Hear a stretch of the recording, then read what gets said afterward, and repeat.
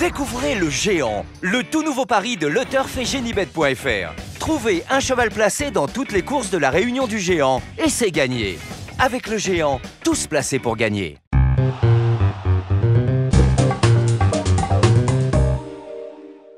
Bonjour à tous et bienvenue sur Paris Turf TV pour votre émission reçue 5 sur 5, la quotidienne consacrée au Quintet Plus et au Top 5.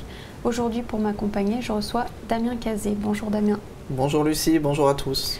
On va donc s'intéresser à l'événement de ce vendredi soir à Vincennes, c'est le prix Triton sur les 2850 mètres de la petite piste pour des mâles de 6 ans et ils sont 16 partants. Donc tout d'abord Damien, qu'est-ce qu'on peut dire sur cette épreuve? On peut dire que la course va se dérouler sur 2850 mètres de la petite piste et que l'épreuve référence qu'on va voir juste après était exactement sur ce parcours et pas moins de 7 chevaux participaient déjà à cette épreuve. Donc un peu à l'instar des courses de galopeurs, on sont souvent les mêmes qui s'affrontent les uns aux autres. On va avoir un très bon point d'appui. Et je vais vous demander en préambule votre sélection. L'As, véritable crack, le 12 Viking du Pilet, le 8 Variuso du Bouffet, le 15 Vasco Flower, le 7 Vez des Voirons, le 11 Vésuve d'Enfer, le 6 Voyou du Chérissé et le 14 Valentino Dream. Donc vous l'avez dit en tête, vous classez l'As, véritable crack qui vient de remporter la course référence. C'était le 30 octobre, le prix Galéa qu'on va revoir. Ils étaient 7, dont les 5 premiers. Les 6 premiers même. Puis il gagnait très facilement, on le voyait, hein. J'ai vraiment pas inventé l'eau chaude, je me suis pas embêté, j'ai pris celui qui avait gagné la course référence. Donc ce qu'on peut dire, c'est que s'il n'avait pas été disqualifié après enquête, parce qu'il avait fait une faute un peu longue au goût des commissaires dans le dernier tournant l'avant-dernière fois, il aurait toujours terminé dans les deux lors de ses 4 tentatives en 2015. C'est un cheval qui est en gros retard de gain. Là sur le parcours, il trottait très cède, hein, une référence qui est vraiment flatteuse, et puis on voyait qu'il y avait de la marge par rapport aux autres adversaires, et puis il peut utiliser toutes les tactiques. On a tout de notre côté pour avoir une excellente base dans cette épreuve. Ouais, c'est la base intégrale. Je pense. Juste derrière, vous classez le 12 Viking du Pilet qui se plaît énormément sur ce parcours. Alors, il se plaît sur le parcours. On l'a vu donc tout à l'heure sur la référence. Il terminait de très belle manière en deuxième rang. Troisième rang, pardon, et surtout quelque chose de très important, il va être déféré des 4 pieds pour la première fois, ce qui peut nous laisser penser qu'il peut se rapprocher de notre favori, véritable crack. Maintenant, est-ce qu'il va le battre? Bon, je ne le pense pas, mais c'est un pari amusant en jeu simple. Si on veut jouer contre le favori, c'est vraiment Viking du Pilet qui est son opposant principal, et c'est vraiment une très bonne chance avant le coup, d'autant qu'il est très régulier. Derrière, vous classez le 8 Variuso du Bouffet, donc qui était deuxième de votre favori en dernier lieu. Voilà, donc le chrono la dernière fois, c'est le chrono, c'est le même que Viking du Pilet. C'est un cheval qui est également très performant lorsqu'il est déféré des 4 pieds. Une casa qui est en forme puisqu'ils ont gagné récemment avec l'entraînement de Michel Lenoir avec Calas du Bouffet, Variuso du Bouffet, donc qui a de bonnes références sur les pistes plates, sur les longues distances, déféré des 4 pieds, un driver qui est en forme, hein, beaucoup de choses également de son côté. Et c'est également ce que pense son entraîneur Christophe Petremont qui s'est confié à Arnaud Lecomte, et vous allez le voir, ce sera surtout le parcours qui sera déterminant. On l'écoute. Moi je connais bien mon cheval, je sais qu'il a besoin absolument d'un bon parcours. Je pense qu'il y a beaucoup de chevaux qui se valent. Donc pour les places, après ça va être au parcours. Moi l'autre fois j'ai pu avoir vraiment un très bon parcours.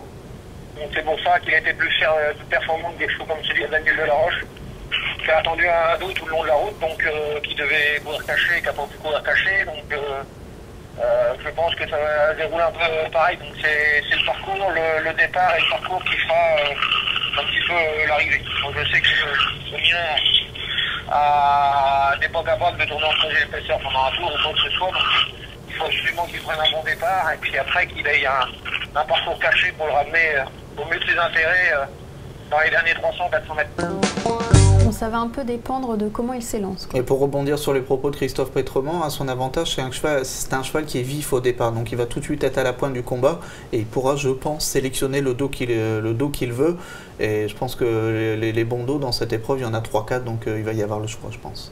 Quatrième, vous avez classé le 15 Vasco Flower qui sera cette fois déféré des postérieurs. Voilà, c'est vraiment le point très intéressant pour le cheval. Il est déféré des postérieurs, il n'a pas été depuis le mois de février. Alors il a fallu attendre une quinzaine de jours pour avoir la première victoire de Christian Bijon dans le meeting avec Danse des Temps. Il y en a eu juste après d'ailleurs, sur le tapis vert avec Classe au Fort. Mais là ça y est, la machine est en marche, il y a eu 2 victoires en peu de temps. On va probablement enchaîner. Vasco Flower, effectivement, il a des références sur le parcours. Il avait trotté, me semble-t-il, 14 et quelques 14-3 je crois. Alors effectivement par rapport à notre course référence où ça a trotté 13-7, il aura fallu progresser, mais le cheval il s'est passé quand même plusieurs mois, donc cette progression il l'a probablement dans les jambes, et il est dev des postes, donc chose qui ne lui est pas arrivée depuis longtemps.